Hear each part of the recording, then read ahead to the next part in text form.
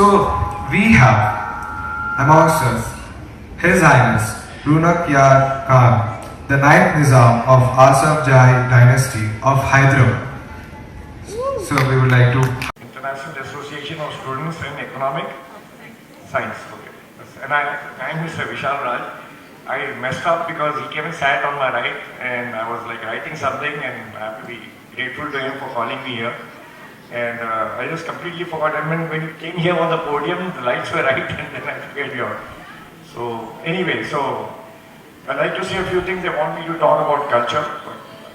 I don't know, the definition of culture is except for biryani and certain manners of Hyderabadi people. I wouldn't be able to say much. And we are lots of people are traditional, but now it's all mixed because there's all this influx of people coming from different countries out here because we have this high-tech city now. And I think about 60% of the people living there are probably from some other part of India. So when you talk about culture, maybe anyway, that's also India, so it's still culture, but they wanted me to talk about Hyderabad. So Hyderabad, I'd like to start somewhere in the middle, and we are right there now because we are at Golconda Fort. And this was one of the, Taramati was one of the ladies who was a singer and, who was part of the court of the Qutub Shahis. And we are right there now, maybe 2 kilometers from the Golconda Fort, which existed before the Hyderabad city was formed. So they were there for about couple of hundred years before they decided to create the Charminar, which is like a foundation stone for the Hyderabad city. And they were called Qutub Shahi kings. They were Persians, they were Shias, they were from Persia. So I'll start from there because then I can go a little forward to the Nizams who came later, which is my family, and I'm the present one now elected. So I'll go back to the history of the Nizams, and then I'll go back to a little bit of history of the Qutub Shahis also, because they are the founders of Hyderabad after all.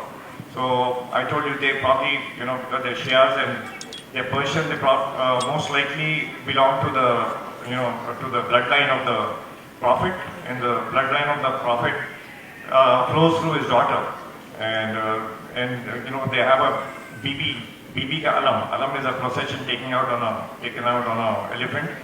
And it was created by Hayat Bakshi Begum, who was one of the queens out here in Golconda. And now the Nizams picked it up. The last Nizam, his mother was Shia. So he made a place for worship or prayer, which is called Azakhana Zaira, and they brought that alam. Alam is that procession thing with certain relics of Islam. They brought it here, so I'm talking a little bit of... the Nizam was, later appointed as a governor from 1724. And so after that, the Nizam also appointed his daughter's son, Muzaffar. His daughter was Khairun-Nisa. He appointed his daughter's son, Muzaffar, as the next successor to him. But in the middle, second son of his also took the seat, and he had to be overthrown. So the fact is that they gave a lot of credence to, a lot of privileges and importance to women. And he didn't, he didn't make his daughter the next king, but because you need to be a sword fighter and all that. But the next biggest privilege is having the daughter's son to be the next king, because the daughter marries somebody else from an outside family. So accepting her son is like accepting somebody else's family to take over from you. So that's enough about the history. The rest of it is culture. All these traditions came down, like biryani and all that. Hyderabad is so famous for that. And I think it's a little cliched because there are so many other things which are fantastic out here. People don't even experience them because they go straight into like some restaurant and probably ask for biryani as if it's one of the things they have to do before they go back. So, but there are lots of other things like the keema, khichdi, very, very simple things like nahari. Nahari once upon a time was meant for, nahar means like on an empty stomach, also early morning. Early morning also means nahar. So nahari was for the laborers. I've been celebrating Holi. I'm a Muslim. Been celebrating Holi for the last 50 years at my expense. Before that, my parents used to do it for me as a child. And so it's right up my line to get people together. A few days back, there were people from BRICS out here. BRICS is Brazil, Russia, China, India, and South Africa. They were here. And I was interacting with the cultural team. They were here for 4 days. And I hope to introduce these people here from ISEC to them. And they're doing a good job getting people together, getting communities so people learn about each other. It's a very interesting kind of a thing. But and just it is interesting, but they're doing something about it. They have a student exchange program, so people get to meet each other and all that. They're doing something about it. So, talking about culture, we are standing here. This is a Golconda Fort, and part of that. Basically, this Golconda Fort, the people here who made Hyderabad, they used to live here. Then they shifted to Hyderabad, making like a foundation. The Charminar is a foundation of Hyderabad. They were like Persians, and they were Shias. After that, my family. I'm from the Asif Jai family. I'm the present voted Nizam, because in Islam there's only voting. There's no father to son, and there's no real Nizam now anymore. So we were like came from Uzbekistan mostly, and we were descendants from the Prophet's first successor. And these guys here who are Shias, they are probably descended from the Prophet himself. And down, the line down his daughter. So my thing is like we are, voted like, after the Prophet passed away, the first person who came into power to succeed him was through a vote or through consensus called Ijma, because that's a rule in Islam. There's no other rule laid down. I mean, if somebody uses force, like the Mughals came and used force and threw out these Golconda people who were Qutub Shahis. But force nobody can stop. But the only rule which is written down and laid down by the Muslims is Ijma, which is consensus. So they were pretty forward looking even then. They had a lot of democracy then. And they were meritocracy because they chose the best person. They didn't go by father to son. Because the first three successors of the Prophet itself were through choice. So it was Choice an of aristocracy, right? The whole thing is, it wasn't an aristocracy. You're correct. Yeah, I'm Raunaq Shah Khan. I'm the chief guest here at AIESCC, which is a kind of a student exchange program for intercultural exchange. They were explaining that once upon a time there was a war in France, and they felt like people are brutal towards each other. So they felt like making people of different nations interact with each other will give them a human face to the people from different countries, and they'll get softer towards each other and see them more as humans, as fellow humans, rather than opponents or like some totally different kind of breed. So they called me as a chief guest because I've been playing this Holi for the last 50 years, and I get together a lot of people, especially expats. They are from every different nation. Here itself there are about 50 nations who are members of this. I think there are about 24 nations represented today. So I'm very thrilled being here at Taramati, and I've spoken a lot, but they made a note of what I said, so I didn't want to speak too much. And they made a note, and finally they forgot to read the note out. So I said whatever I could, but it didn't relate much. It related more to history of Hyderabad and the Qutub Shahis and the Nizam. Asif Jais being, coming from where they come from, Samarkand. They come from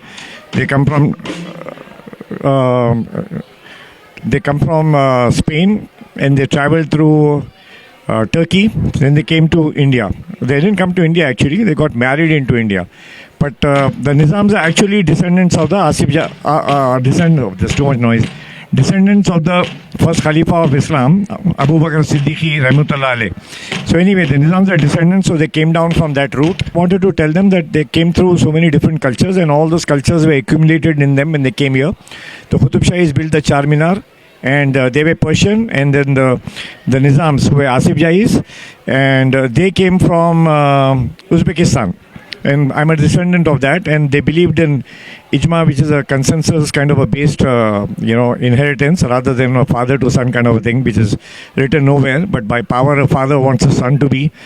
They can, probably do that, or by force, like the Mughals came and conquered the Golconda Fort, and they conquered the Persian kings here who were Qutub Shahis, but that was by force. So there's nothing written about not using force in Islamic religion, but one thing which is they are clear about, which should be used if possible, wherever possible, is Ijma, is a type of consensus through which I was nominated as a Nizam for Hyderabad now for the family.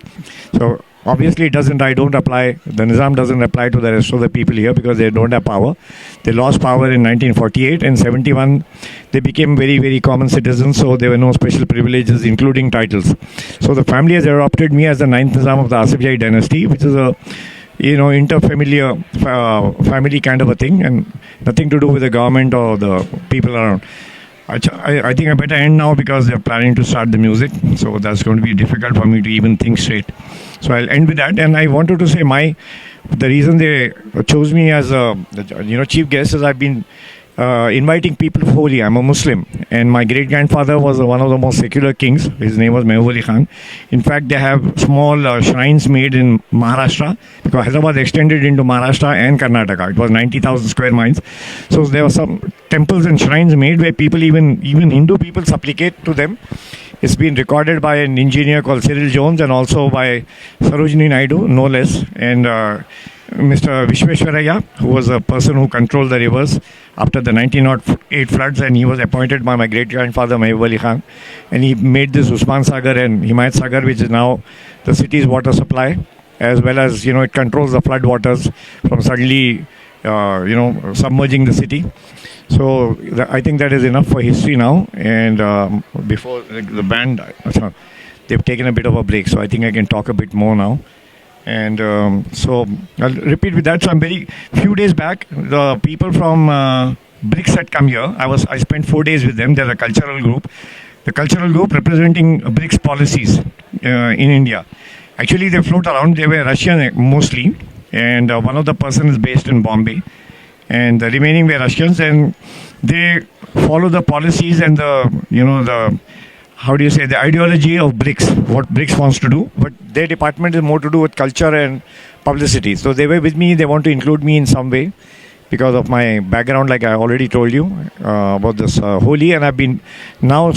Last 12 years I've been celebrating Sankranti, but last 2 years I've even got pandits and all that to do pujas at my place to teach the people how it's actually done in our culture, not just flying kites, because Sankranti people just know it's about enjoying themselves and flying kites, nothing more than that. So now I'm trying to introduce them to the past, and I'm trying to keep them out of alcohol, telling them they can have fun dancing and all that without even drinking. But before 4 years or 6 years I used to only invite expats, because even people, just because a festival you can't control, people just dropping by. So if I only invited expat, there would have been a limit to how many people can gate crash also. So they never exceeded about 120, and they were all different nationalities. So the newspapers used to love covering that event, because there are different type of people around and all that. So today I'm seeing something similar. This place is being represented by about 50 countries, and out of which 20 countries are already here. You can see in some of the... Anyway, I've taken those pictures while I lit the lamp. So the lamp lighting is crazy because you can't take your own picture. You have to wait for somebody to post it. And maybe the channel I'm talking now on might be kind enough to send me my pictures. So I took the initiative. Day before also I took the initiative of classical music in Rabindra Bharati, which is an iconic central theatre auditorium for Hyderabad. So I was lucky to initiate the lamp lighting there also for the cultural thing. And so I do a lot of this stuff. That's my life. I'm a bachelor, and I like to, my main goal in life is mainly for communal amity. And the idea is, get people of different cultures together and make peace, make them happy. I actually have got a doctorate in that, but I don't want to bring that in, because then it looks like you're serious, you're trying to preach or do a job or something. So I like to put people together, like in a situation like Holi, make them play, so they all realize they're all friends, and they get warm towards each other, make friends, come out laughing, giggling, and there's no more animosity. That's my whole goal. And I hate the idea that people can turn against each other just because some people are using some kind of a mechanism they become expert at to get people riled up against the opponent side, which has done nothing. So it's like a landslide kind of effect. You hit one guy and kind of tell him that the other guy hit him, and then that man attacks the other guy, and the other guy gets becomes an enemy. Then he gets his 3-4 other friends, and it snowballs into something big. It's pretty obvious what's happening, but it's far deeper than that. It's a very orchestrated kind of a thing for a greater benefit, votes and all that, to polarize votes and take advantage of a majority. So I think they've started the music now. I'll end with that. My name is HH.Raunaq Khan. I'm the nominated 9th Nizam of the Asif Jai dynasty, and in a democratic fashion, in a democratic India. Thank you.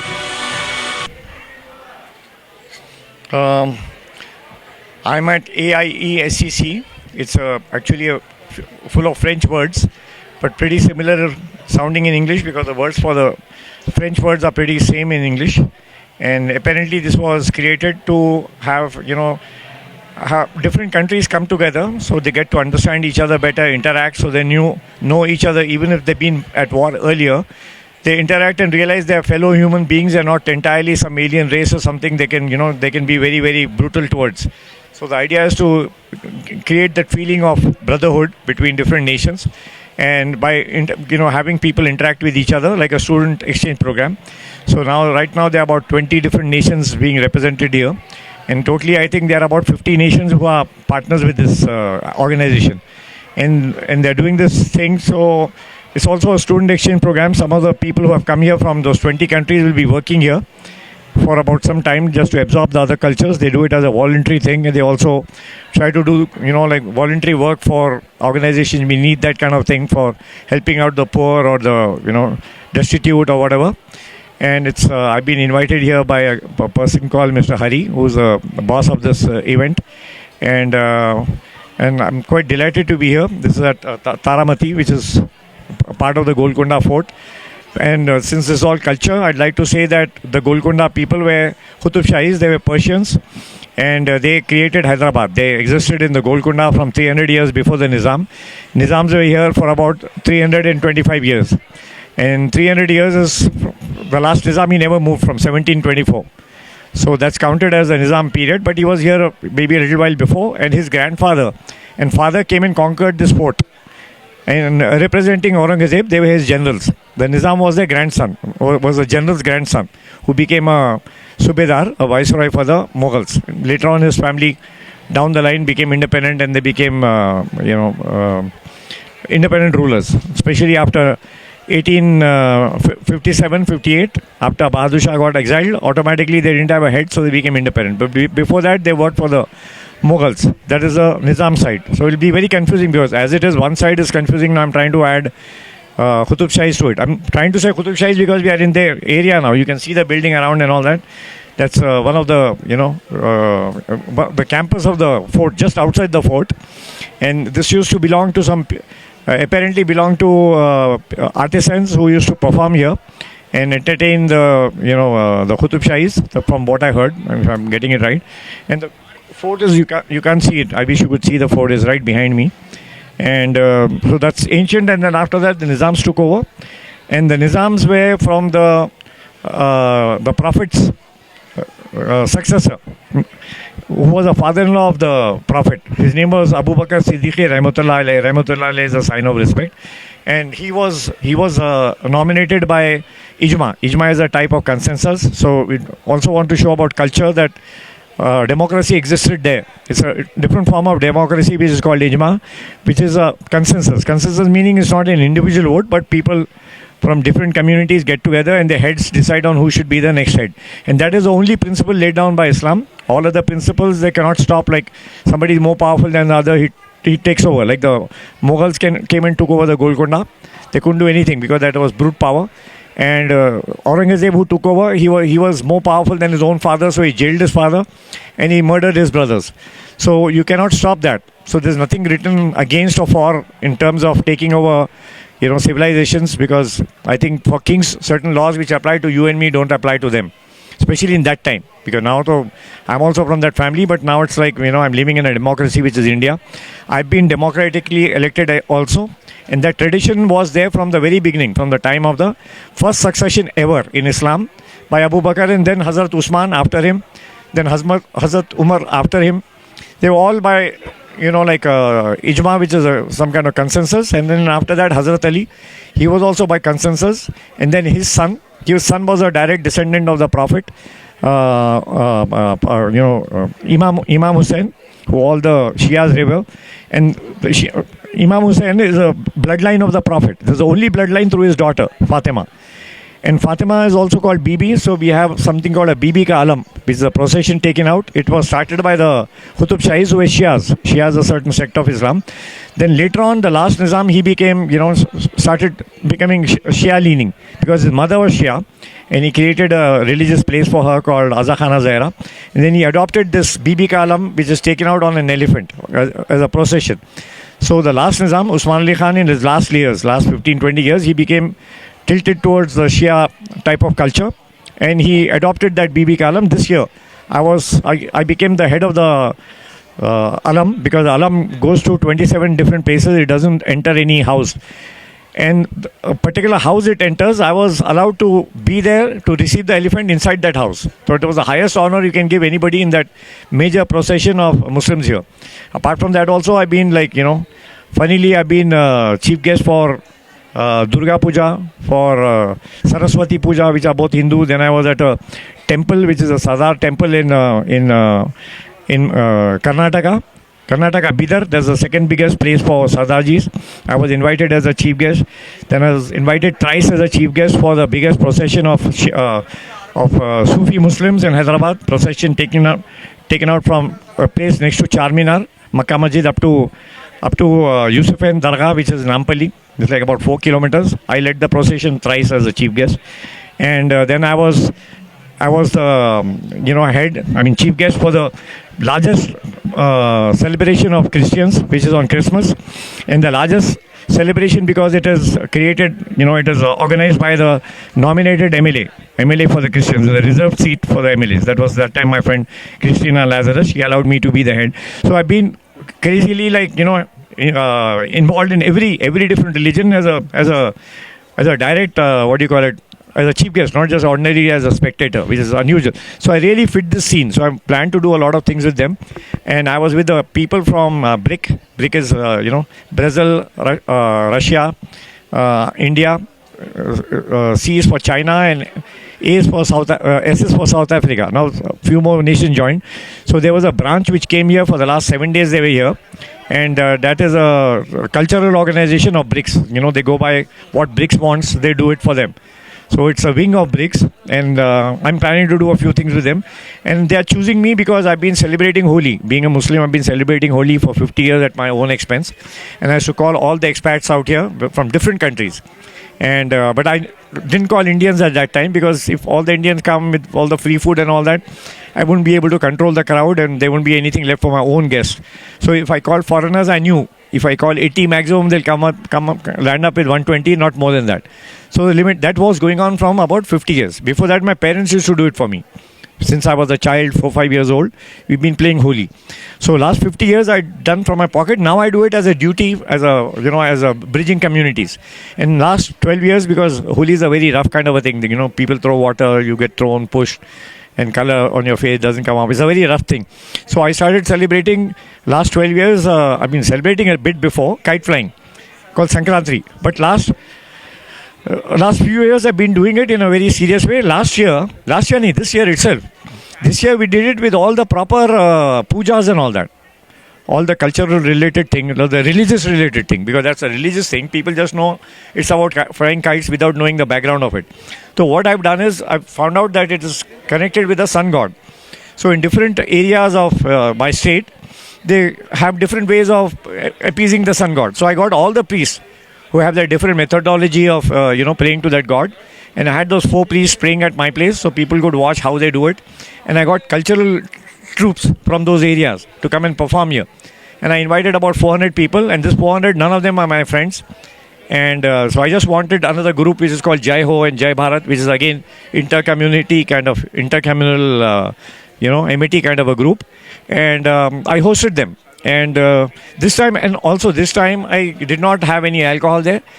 And Holi also I did not have alcohol because there were about 2,000 people. We created a lot of fun things like, a lot of mud, nice clean mud with a lot of, water in it. So you throw people inside. So I wanted youngsters to realize that you can have fun without alcohol also. So that's become my policy for the last 2-3 years. Though for the last 50 years, I used to have alcohol at my place. And people used to carry sometimes, Holi is connected with a religious thing, like, though it's a cultural thing to have bhang. So a lot of people used to have bhang and come, you can't control it. Bhang's already inside, you can't see it on them. So I used to not discourage it, but I didn't really encourage it either. But that was free for all. This time we try to control any type of drug. We control any type of alcohol as much as possible. But if they drink in the cars and come and all that, it's impossible. Whatever. But anyway, I'm trying to now connect all these different groups, like this AIACC group, because they are intercultural to different countries, because that BRICS is also again about 10 nations now involved in it. And the group I'm involved in is a cultural group, cultural wing of BRICS, so I'll get them together. Then this Jai Ho and Jai Bharat are a majority Hindu group, which is trying to inculcate friendship between Muslim. Then they have a Muslim wing, which tries to make Muslims understand that they have to be like, how do you say, like a bit more secular, or how do you say, not cutthroat kind of a thing, and be mild and, use logic rather than just like abide by rules, which sometimes is wrong. They get it, there's no way of predicting, or how do you say, translating what's written out there. So sometimes they take it in a very, very rigid way. So, this group is trying to explain that there's no rigidity required. You should go by the need of the hour. And the need of the hour is brotherhood. So they preach that. So I invited those people. So now there are at least 4 groups and I'm like a brand ambassador. I'm not connected with that group, but they treat me as a kind of a boss, as a top guy without being registered with them. And even with the Nizam's family also. And there's no real, like they treat me as a 9th Nizam of the Asif Jai dynasty. Because, now there's no Nizam recognized by the government of India. I'm a family Nizam across all the Nizams, including the 7th Nizam at the end. And I look after them, and it's an internal thing, Nizam of the dynasty. It's a, democratic kind of a choice. And I'm looking after them. So I'm trying to get all these groups together. Not the last one. Nizam is, different from, intercultural thing. But I'm trying to involve them somehow in these kind of activities because they're not trained to do any particular work.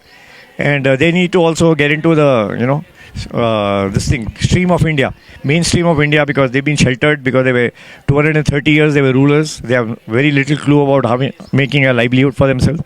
So I'm trying to involve them in certain things, and I hope I succeed. And all these groups coming together now, intercultural today, with the ISEC, with the students. If I get them all together under some umbrella, I can do a lot, because I'm a bachelor. I don't have any other work. And we have the biggest space for movie making, which is at my place. And I've even created a hill out there to protect, the radiation from the rocks. So I've covered it with mud and I planted trees. So the huge area of about, 7 acres, and in one hill is 7 acres. Remaining is about 80 acres. I planted trees. And that's a very, very expensive land. I'm not very rich. If I sell that, I'll be rich, but I'm just keeping it because I don't need the money. And I'm trying to keep it as some kind of a green lung for the city. And I hope I succeed. So there are too many things. I mean, how much can I say in one go? So I'll let go at that. And also I told you my grandfather, I told you in Maharashtra they have shrines built in his name. Did I say already about, because I've been repeating this, by Sarojini Naidu. She thinks like the Hindus consider him a saint, and they go and, ask favors at his grave or at his shrine. Like if your child wants to, study and he has to pass an exam, they go and, pray at the grave. Not the grave, at the shrine. Because grave is in Hyderabad. Even at the grave, they go and pray. So she feels that they have so much confidence in him that even after death, they feel they can help, he's going to help them. Mehboob Ali Khan, I'm talking about the 6th Nizam, he was the most secular. I'm a direct grandson, and he was the only monarch. Because all his predecessors were actually governors of the Mughals. Only after the last Mughal was exiled, they became independent. So Mehboob Ali Khan was independent from the time he was born. He was born in a monarchy, and he became a king when he was 2 years, 7 months old, under Salajang, who was his caretaker. Then till the time he died, he was a monarch. His son, the last Nizam, he was a monarch in the beginning, but later 20 years of his life is an ordinary citizen.